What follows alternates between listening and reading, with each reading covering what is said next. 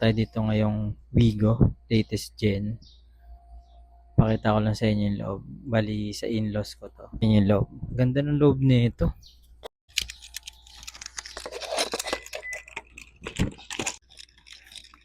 Yes, oh.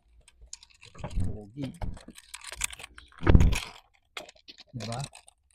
Una sa lahat, push start na siya. Tapos yung upuan niya, isa sa nagustuhan ko dito. Cover lang siya. Pero nung na-check namin to sa kasa, ang ganda. Ang lapad do, tingnan nyo, akap. Akap na akap. Napaka-sporty nung ano niya.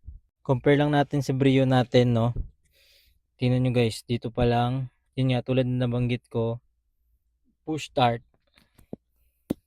Yan, wala kasing push start si Brio, 'di ba? Ayan, tapos ito guys, oh, sa ano niya, sa shifter. Ayan, medyo malapad, mas malapad tong ganito, tapos marami kang pwedeng ilagay. Yung sa atin kasi medyo malalim eh. Tapos aircon vents niya, ang ganda. Then ang ano niya, oh, dashboard guys, oh. Tapos ang ganda pa ng detail niya dito, oh. Pa lining pa. Sidings niya rin. May same accent nito. Tapos dito naman sa controls, yan same lang. Ito ano kaya to? Hindi ako sure. Ito sa side mirrors. Tapos pang tupi, pang bukas, adjuster. Tapos oh, may ano sila oh. Traction control ba yan? Hindi ako sigurado. Tapos sa aircon, halos pareho ng Brio. Ito yung fan, tapos ito yung lamig. Yung pinaka head unit niya, may plastic pa kasi bago. Naka-CarPlay na. Tapos isa sa maganda dito guys, meron na siyang ano, dashcam kaagad. Pag kinuha mo is yung top of the line, meron na yung dashcam harap likod. Tapos nako-connect daw siya sa ano, sa TrueUp din. Parang ano lang din pala siya, hindi DPI. Nako-connect siya sa application. Sa comfort yan, parang sa Brio lang din yung ano niya.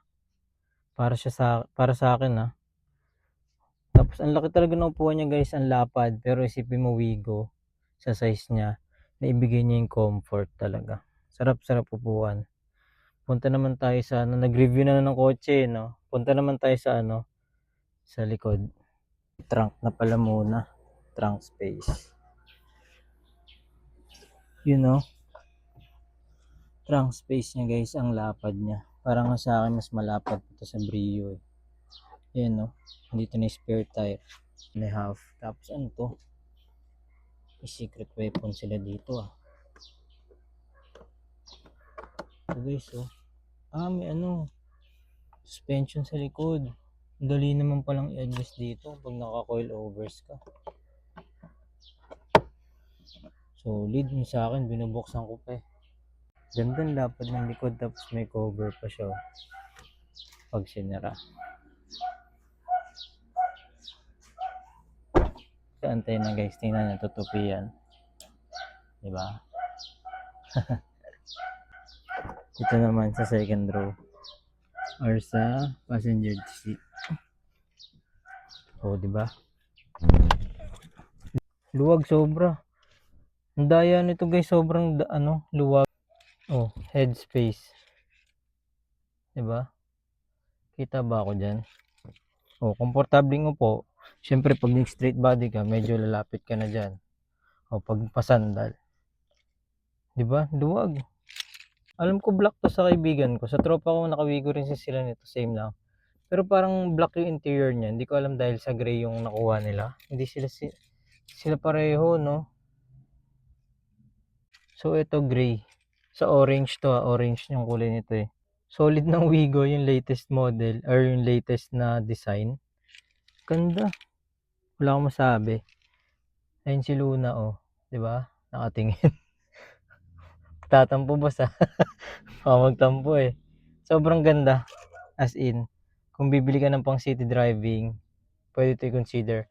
Push start, may dashcam na, pa LED yung harap, syempre stock yun. 'Di ba? Jump pack na to guys. Tapos, oh, CarPlay. Yun.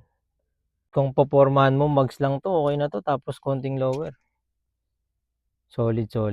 Ang comparison guys, kinumpare ko lang sila kasi natuwa talaga ako dito. Sobrang ganda niya. Armrest, yun, armrest na lang. Okay kasi may armrest kahit papaano, eh. So yun lang, maraming salamat sa nakatulong. Follow for more.